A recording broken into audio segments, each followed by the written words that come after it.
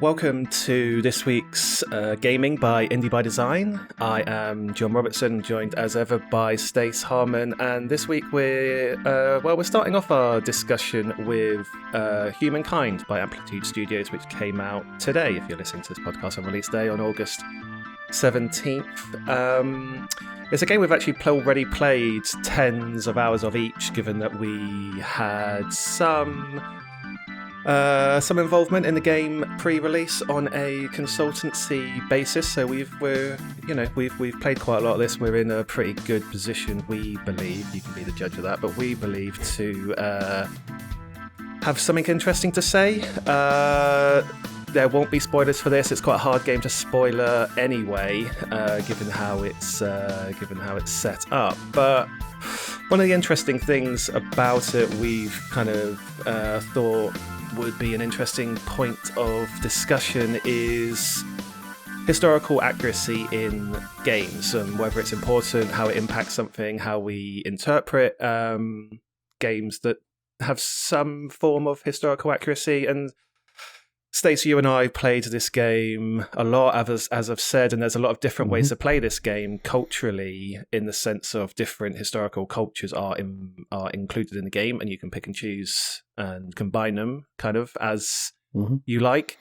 We went through very different paths on our choices, experienced some different things, experienced some similar things. But how...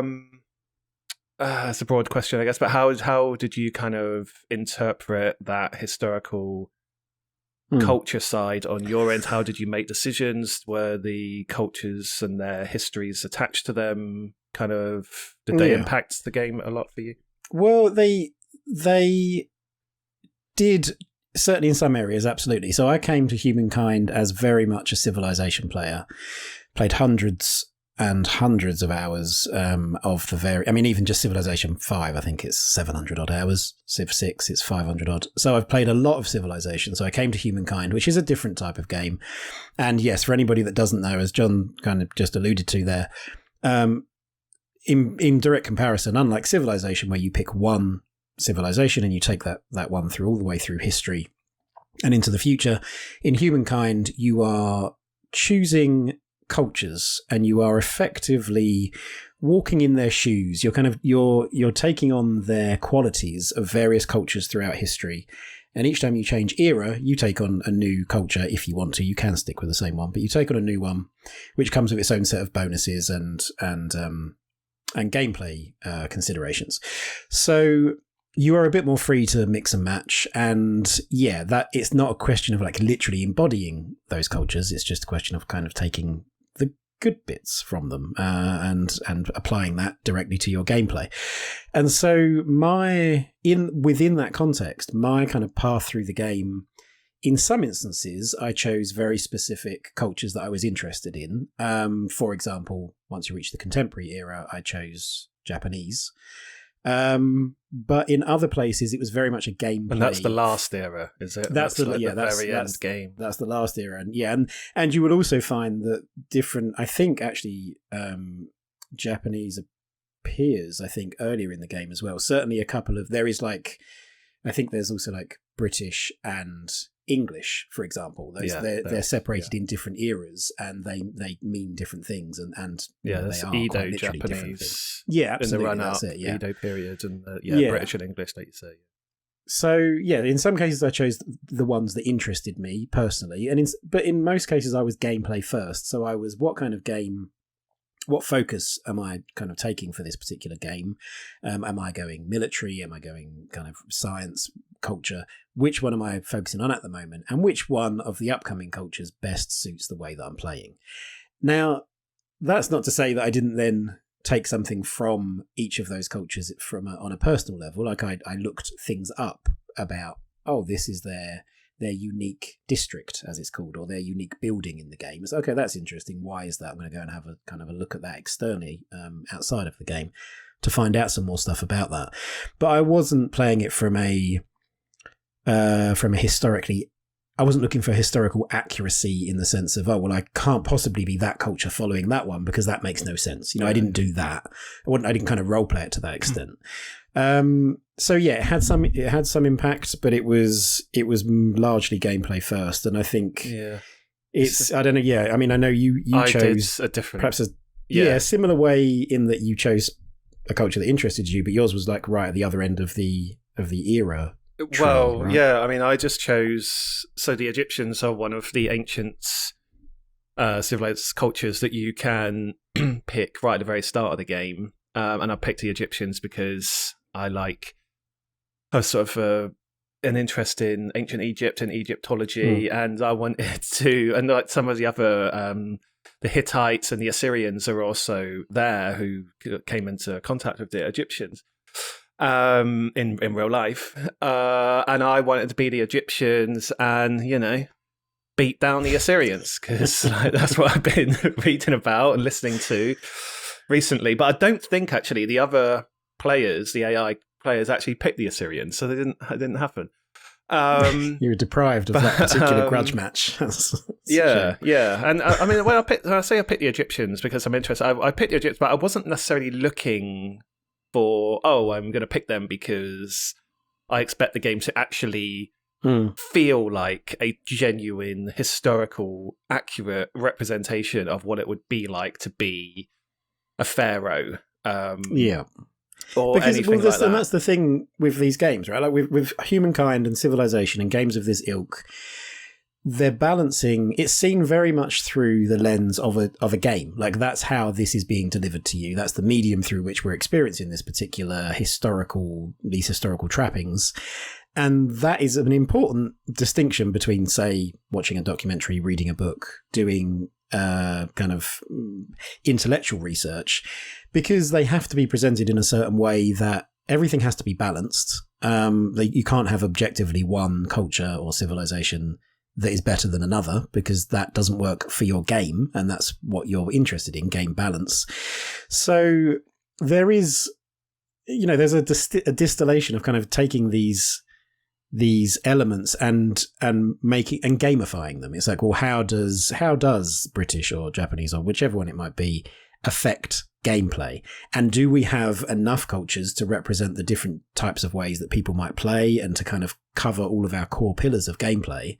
Because we can't just have 60 military focused cultures. We need other, to balance that out. So to with that in mind, is it important is it more or less important here than it might be in a different type of game for things to be historically accurate?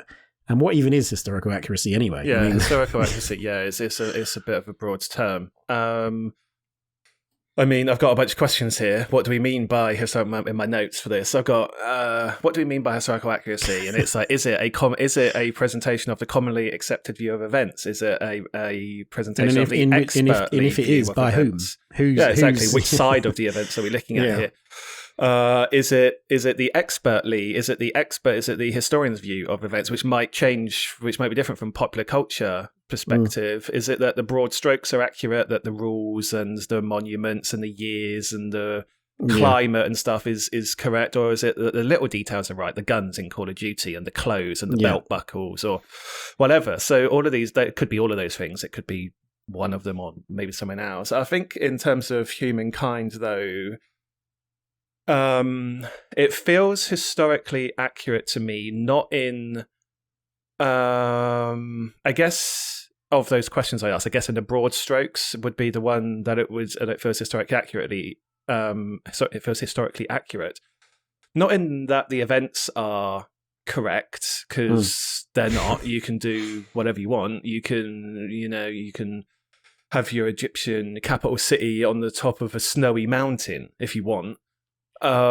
which is obviously not accurate.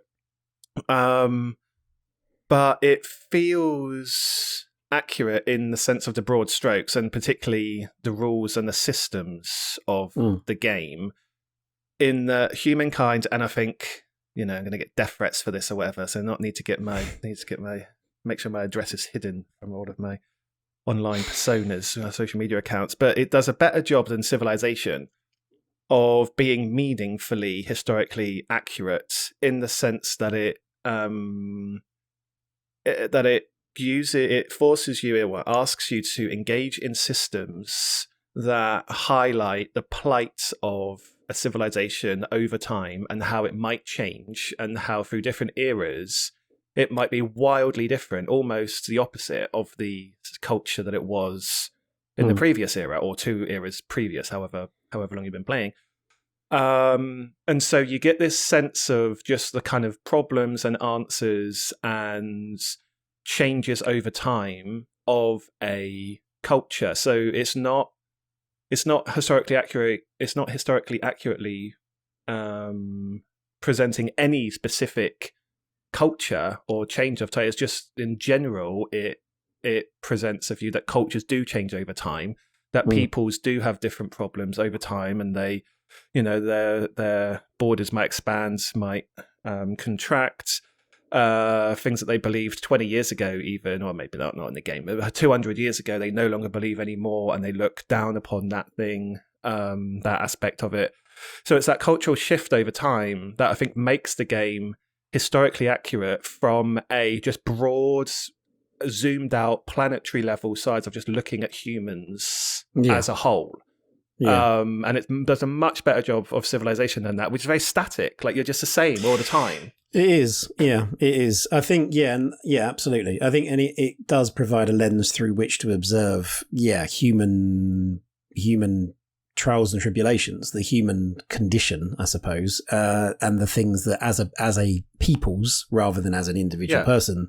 But it's one of the things that makes humans great, right? That's what it promotes. So this change over time. It's not just absolutely. Doing the same thing again and again. Although there is the fact that I chose the Egyptians is kind of an odd one in that, because the Egyptians, they had a 4,000-year-old civilization that was 4,000 years old because it was completely static. Culturally and artistically and religion, and that's why it lasted so long. But maybe the game's just not accurate at all, because you move out of the Egyptian period after a few hundred years. That's not very accurate. Absolutely. In game terms, it's maybe 30, 40 turns or something like that. And it's like, I'm done with that now. And you do. What I like though is that there is kind of echoes of the previous culture, because if you do change cultures, and you don't have to, you can transcend as the culture that you are, and you can play it more. That's true. Static, in that sense.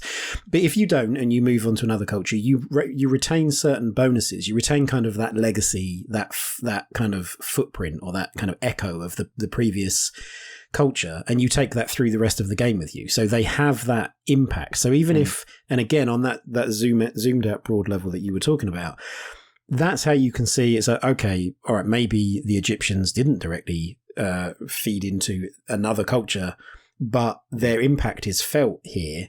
And even you can take the labels away if you want and say, well, this culture that existed in this era has passed down some of its teachings, its lessons to this next culture, whatever they may be. Yeah. And that is a good representation of how the world evolves, how people evolve. And and maybe it's, even if it is, can you believe what they were, what they held as sacrosanct 50 years ago, 200 years ago, 1,000 years ago? We don't think like that anymore. But even that in itself is still reacting to that previous culture's input. And so I think it does a very good job of that, of passing that on, and of you feeling the benefits of that, and making you think about the long term. Because it's, even if it is just in gameplay terms, what do I want to do? I want to be able to adapt to what's happening right now? Do I want to take this culture forward and say, well, right now I have been existing in peace, I've been going great guns on scientific research, but now I've got like my neighbours at my door with a full complement of military troops. I now need to adopt a culture that is more militaristic and that can respond to the current threat. So again, in that zoomed out way of like the shifting of time and your culture is not in isolation. It still has to react to external threats. Yeah, absolutely. So it does that really well, I think. But I would say one thing I'm not so thrilled about, and that it's a little bit, I don't think it's quite got to grips with this yet, in that although Civilization is more static, what I think the game Civilization is more static, what that does mean is that it is able to drill down a bit more into how it represents those civilizations, even in terms of the literal aesthetic and the sound of those civilizations.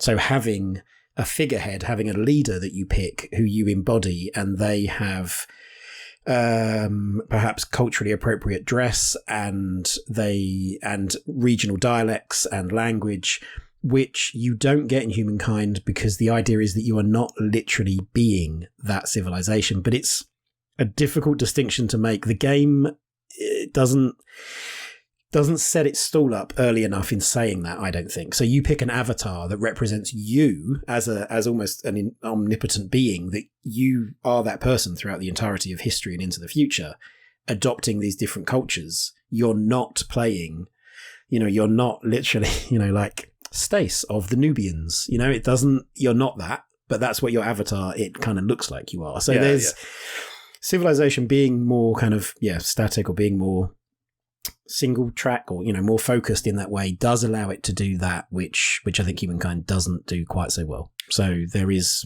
pros and cons, of course, to both approaches. I think I would say maybe on that systems level, maybe so here are the problems that are presented to these people in this civilization.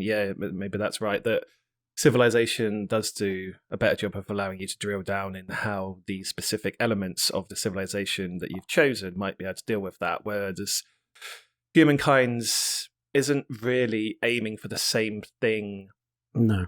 In that sense, it's aiming at an idea that, well, cultures continually change and adapt to different things, or adopt things. Sometimes they adopt things that's not even good for them in the long run. Like, there's lots of civilizations throughout history that have adopted elements or allowed things to happen, which has been their downfall. And I think Humankind does do a better job of representing that sort of thing. I think it's maybe, and this is not really talking about historical accuracy, but I think for me, who's played some Civ, but not as much as you, I think Humankind is more interesting to me on the position that it's not, there's a lot to experience in it, and you're not necessarily trying to min-max everything, not trying to just win everything to the maximum percentage possibly, not trying to win as early as possible. And I know some people play Civilization like that as well, but I think this game is better at that bit of this potential way of playing than Civilization. I think you can adapt more quick. You can pivot. You can adapt more quickly in Humankind, and I feel like when you get to a certain point with Civilization, you pick a civilization and a leader, and you are setting your stall out very early as to the kind of game that you're going to play. Whereas in Humankind, there's much more. I think there's much more adaptability. You are able to say, okay, well, I was going after this, but now I'm not doing that. I'm going in this, or given the way that the map has turned out, or the way that I've set up on various islands, actually going after this particular victory condition is more beneficial or more realistic, perhaps. Whereas in Civ, it can be. I'm not saying it is for everybody, but it can be more like, I'm going to be this civilization, therefore I'm going for a religious victory, therefore I need to do X, Y, and Z. I think and they both have I'm not going to stop playing Civilization because I'm now playing Humankind. They both have their place, but they're just good at different things. Go on.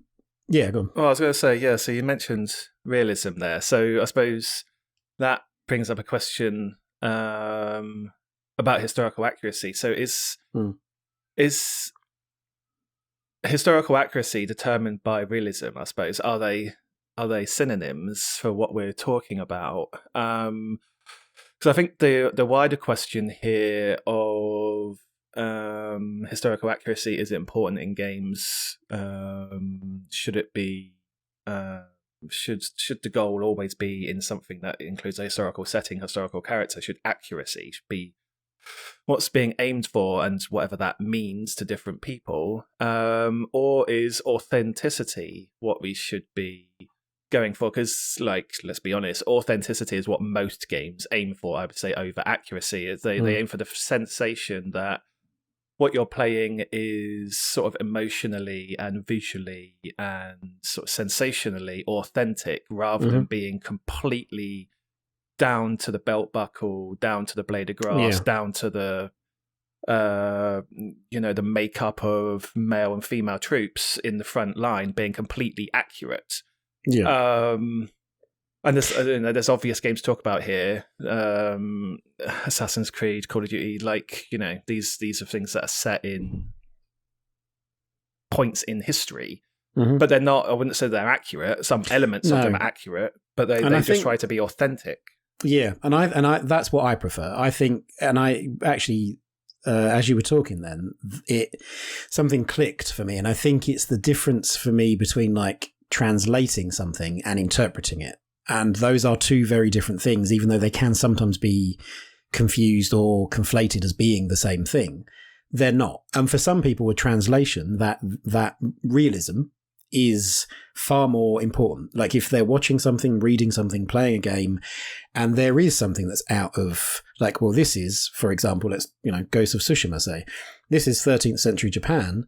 The fact that there are even haikus in this game is ridiculous from that viewpoint, because haikus, as I understand it, were kind of a 17th century invention, or that's when they emerged. So for some people, that would be like, well, that's just stupid.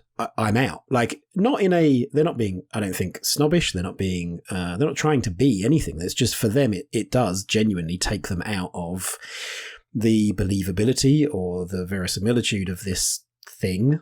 Because it's like, well, that's not what was going on. If you've chosen to set your game in 13th century Japan, then it should be accurate to that.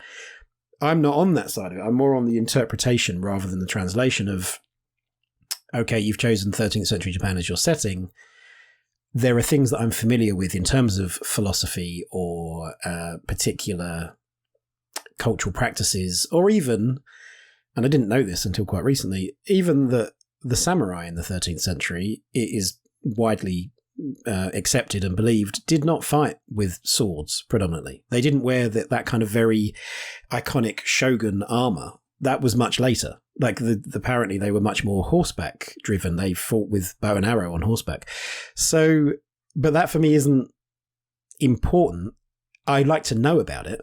I like something that might pique my interest enough that I'll go and find out, or even, the game can point me at that, or have resources in game that I can look at to read about that stuff. But I'm more interested in the experience as a whole, and okay, it's cool for me, like from a gameplay perspective and from a narrative perspective, that there are haikus in this game.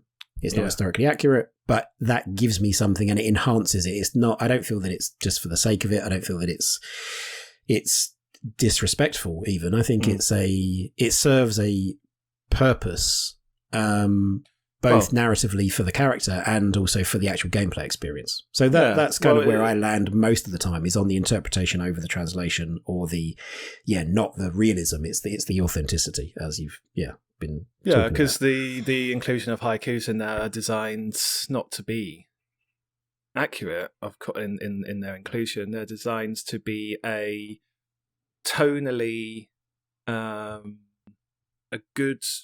tonally positive, a tonally meaningful, fitting way to present some notes or information or creativity or art to the player that makes sense for the vision of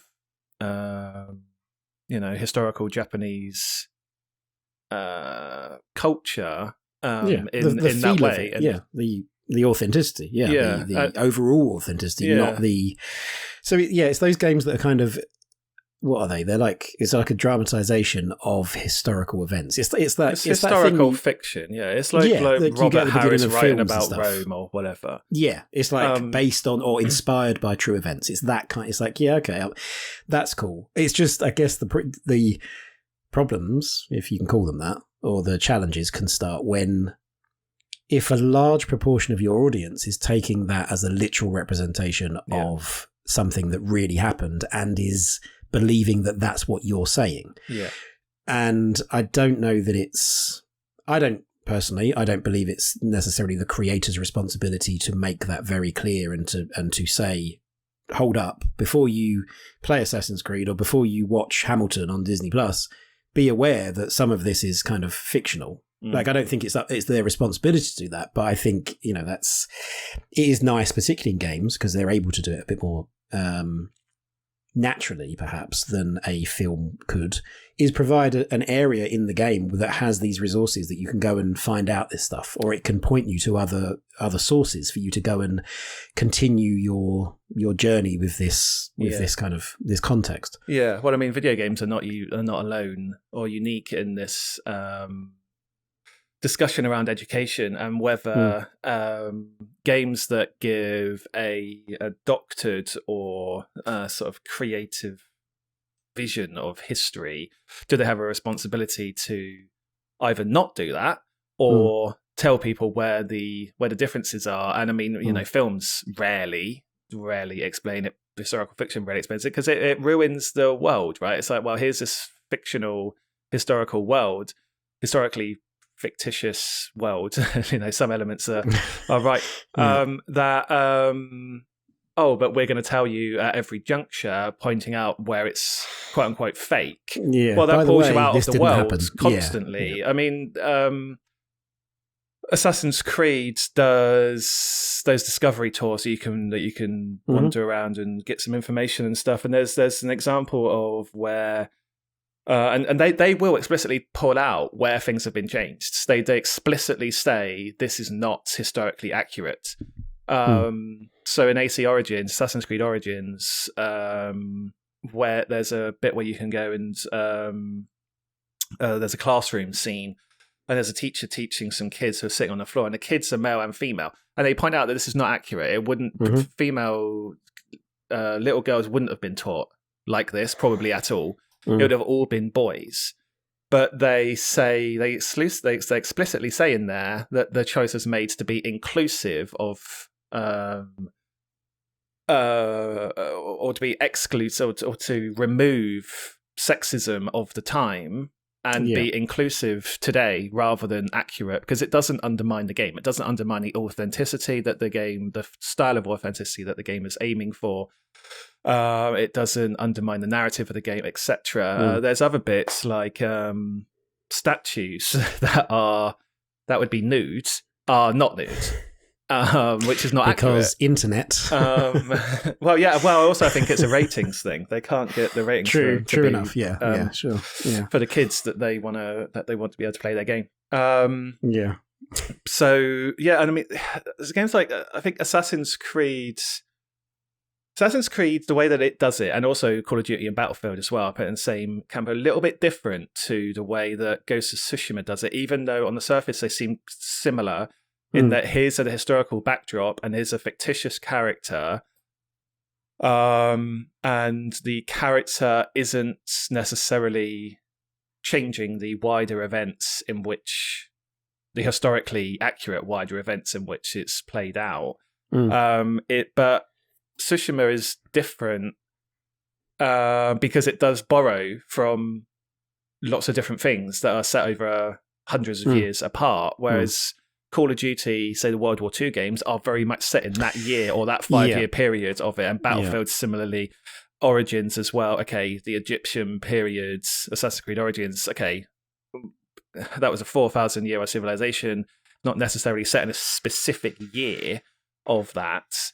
But it's still more of a point in time than it is in Tsushima. And then those games are historically accurate in a different way, aren't they? Like the backdrop is what's accurate. The actual events and the character that you're playing at and the narrative decisions are not. Like whatever you do as your soldier in Call of Duty World War II does not change the fact that this battle was won by this side of the fight in real life. Like they're not changing any of those outcomes of battle. So then historical accuracy in that is different in that it is presenting the wider broad strokes that are the same as real life. And then it's other things that people are looking at, and you know, people know those. They're not coming to the game to learn what happened in that battle. Like they know. They're coming to that to feel like what it was like, maybe, you know, in a small, tiny way, that you get sensations, to be given an experience of being in that in that environment, and then that's then it's the details that we were saying before. It's the guns, it's the clothes, it's who's standing next to you, and the hoo-ha about like female soldiers being included in Call of Duty on the front lines of US infantry in World War II, and then lots of people being like, well, that's historically inaccurate. I'm not. Well, yeah, I mean, Call of Duty is not a historically accurate game, is it? And like how do we? I'm also wondering, guys, like, do we want historical accuracy? Because if let's say it's a World War I game, and you're in a trench, well, to be accurate, like, well, there's a lack of rations, there's disease all the time. You're Nobody tired. goes to the toilet. Like, you're tired constantly. Like your clothes are literally rotting on your person. So I don't know. I always find it a bit odd when people say, "Oh, it's completely unrealistic and unrealistic to the point that it's ruined the game for me, that there's a woman fighting next to me. But all these other things, I can be shot 15 times and just get up. Like, that's fine." Well, yeah, and I think definitely, and of course with anything, I think, I would hold that there will be some people for whom certain things do spoil an experience, or at the very least take them out of that experience. It ruins that, they see that gun manufacturer that actually didn't come into creation until 20 years hence, and they're in there, and now that's just silly, that spoils it for me. Or perhaps, yes, the gender or the race of the soldier fighting next to me is X, Y, or Z, and that bothers me. But often, probably more often than not, sadly, that can be just used as I personally don't like this thing for a different reason, and I'm going to say this instead. But let's not. We won't get into that because that's its own thing. It's important to acknowledge, but it's not. That's its own thing. You have to some extent, I believe in trying to take people at face value for the most part. I mean, it's easy to dig into things and think I know what's really going on here, but we'll try and just keep it as. Some people like historically accurate games. Some people like historical interpretations of those events. And I mean, are there games that you play? What is it for you? Like, so Assassin's Creed is a good example. You're already interested in ancient Egypt outside of games. You listen to podcasts, you read books, you seek out things about that civilization. How strong is that allure for you? How much does that affect? Were you more interested in Assassin's Creed because it was dealing with that as opposed to the ones that came before and after it, because it's this one features Egypt, or does it? That's not really the representation of Egypt. Not the representation of Egypt. So that's not really going to give you much of that culture. Do you know what I mean? Like, does it make it any more appealing to you? Basically, I think no. I think I was kind of curious of it for sure, but was it more appealing than, say, Valhalla, which is the more recent one, about which I played much more of than Origins? In a weird way, it actually turns me off of the game a little bit, because whilst I picked the Egyptians in Humankind, it's very abstracted in that you're not actually getting a sense of what it was like to be on the ground, moving between Egyptian people on that very intimate sort of in your face level.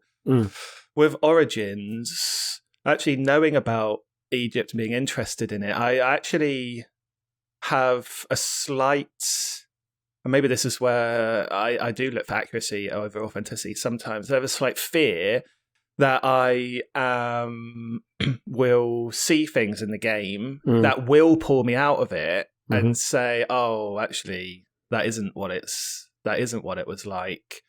And it's not things like the sexism thing with the classrooms. I don't know. It's like I'm not even sure what it is that would pull me out of it. But also, in a way, I'm less curious about experience. Maybe this is more of an accurate way of putting it. I'm less curious about exploring a game set in ancient Egypt because I already know about it. So I'm not really learning anything through it. That's maybe an egotistical thing to say, an arrogant thing to say, but I've got less to learn from that probably than I have about a game set in Japan. So in a sense, from a historical perspective and seeing this thing, it's less appealing because I've got a degree of education in it already, and I'm not someone who tends to. Like, I'm someone who once like I understand things, I tend to get a little bit bored of it and try to move on to the next thing to understand it. So understanding something and then engaging in it again and again and again and again, just and getting a joy of familiarity isn't very appealing to me in most instances. So going through and saying, oh, I like Egypt, therefore I'm going to play Egypt things all the time isn't really that. There's as a very quick detour. It reminds me a lot. I've been listening to in audiobook form. Let My People Go Surfing by Yvon Chouinard, who is the founder of Patagonia, and he talks about that exact thing. There is an actual title for it, but it's sort of the 80% club. It's like once you know or have in a physical activity got to kind of 80%. Not efficiency, but like an 80% exposure. like it's you understand something, or you are proficient to it or in it to a sort of degree of 80%, whatever that might look like or feel like.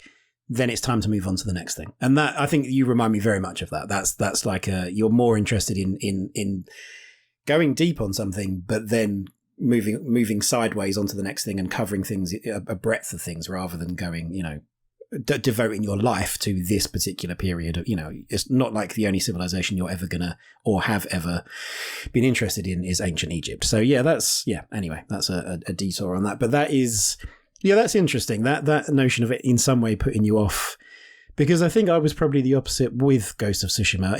I was drawn to it even more so because I do have an interest in Japanese culture, and particularly the old, how the old meets the new.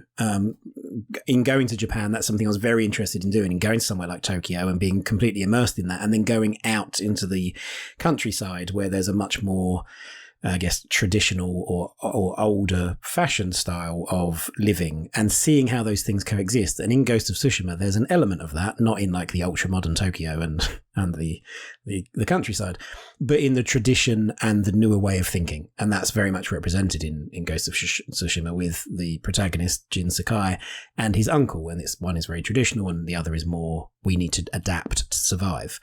And so that drew me to it. And then in exploring certain things, I think what for me, historical context, if not historical accuracy, but what historical context offers to me is represented by this kind of anecdote about Ghost of Tsushima. And it's probably, well, I won't say it's obvious, but as may be evident, or as most people might assume, no one person was responsible for repelling the Mongol invasion of Japan, which did happen in the 13th century. But there was no one person that was responsible for, being the hero that stopped that from happening. The Superman that suddenly showed up and beat. No, there was Lex no Luthor. Lone Ranger or Jin Sakai. Like there was nobody that did that. But it's a better hero's journey and a better game to represent it in that way. And in fact, I found out subsequently, because I was interested and I read more about it, that it's kind of, it's not verifiable fact, but it's widely believed that it was kind of just adverse weather that stopped the invasion, that there was a hurricane and then there was another one a few years later when there was another invasion, which then was kind of mythologized. You tell the legend, not the story, though. This is it, yeah. So it's mythologized as being, those hurricanes, that adverse weather was sent by a god to prevent that invasion. So that's kind of the widely accepted isn't fair, but presented version of history. But to acknowledge that, and I didn't know this until very recently, Sucker Punch, in creating Ghost of Tsushima, they acknowledged that by having Jin's sword have this kind of Stormwind design. I think it might even be called, like the actual design of the sword is called something like Clan of the Clan of the Storm or something like that, to as a kind of a hat tip to the fact that, you know, Jin is in that sense the embodiment of this hurricane, this divine wind, ultimately this kamikaze, which is where that comes from. And that to me is that's just really cool. I love the fact that they haven't steamrolled over that. They don't make a point of saying that, but it's there. They've put something in that if you do want to go and find out more about it, and all that does for me is enhances the experience. So this notion of like historical context, yes, it can be done badly. Yes, if you get most of your joy from like historical accuracy, then a lot of games are going to probably disappoint you. But for me, that historical context just adds far more than it takes away. Yeah, and it's an interesting sort of side point as well, because legends and myth and folk tales are like a key part of cultures understanding their past, and specifically what's of value to the people at that time. So basing things around legends or myths and mythology can be a very accurate way of presenting, you know, what was important, like what were the fears of the people, and what did people desire, and what did people believe. And we have that now, right? With like the film, the media that gets created around certain historical events or at the time of certain historical. That's effectively our version of that, right? Like that's our like the version 300 is just pure myth in the way. Like, yes, there was a battle there, but I mean, it didn't play out. Like the people in it were almost definitely not like Gerard Butler. Disappointing. I guess there's one more thing. I need to wrap up, but there's one more thing. I wonder if another one of my notes is just states that you're kind of playing with fire if you state completely legitimately and completely just po-faced that your game is genuinely historically accurate, because there's going to be issues around this, because historical, like, you know, the old like history changes, old cliche over time. And I mean, there are specific points around this, say about representation. Again, Kingdom Come Deliverance had no black people in the whole game. I think everyone in the whole game is white. There was no racial diversity at all. And at the time, the developers said that that's historically accurate. Other historians then came out and said that's bullshit. It's not accurate at all. And here's loads of evidence of his paintings and his words and whatever. But also in another way, in a sort of more broad way, I wonder if you're playing with fire in that in a game, most games, say narratively driven games for sure, there's typically you, the good guy, or the good guys, and then there's some threat, the bad guys. Rarely is it presented in a more grey area in which you're both good and bad. So then in that sense, let's take a modern conflict, like say something involving the Russians. And the Russians are presented, or the Soviet Union, are presented as the bad guys in a game, whereas you play as Americans or Brits or whatever. Can it ever be historically accurate objectively? Because you're going to need to present the Soviet Union as the bad guys that like you motivate your player to beat. Whereas actually from the Soviet Union side, the Americans are the bad guys. Like they're evil. They're not necessarily evil, but they're the enemy. So what does historical accuracy even mean? Is it historical accuracy in just merely, well, I'm an American making this game for Americans who grow up with American visions and American education of history. So therefore it's historically accurate for the American schooling system and how they portray the Soviet Union, etc., which is probably not historically accurate at all from a motivation sense, etc., from the Soviet side. Yeah, well, absolutely that. Like historical accuracy, how can you strive to attain that when history itself is like a mix of verifiable fact, subjective accounts, and myth? Yeah, like how can you? What is accurate there? It is. Yeah, you are probably onto a losing streak if you are trying to claim that you are being 100% accurate. So, but yes, interpretation, yes, please. Historical context, yes, absolutely. And as far as Humankind goes, that I've enjoyed more of those elements than I have been sort of disappointed or raised an eyebrow at. So, yeah, but I'd be interested to hear from those people that for whom historical accuracy is an overriding factor, because that's a legitimate standpoint for sure. There's no like, oh well, you're being stuck up or you don't get it. So that's not true at all. So yeah, I'd be interested to hear from those people that, for whom here's a good example of this and here's something that was not so good for me. And until then, I'm going to play some more Humankind. And although we did say that there wouldn't be any spoilers, I will say that at least in my game, the Japanese did win.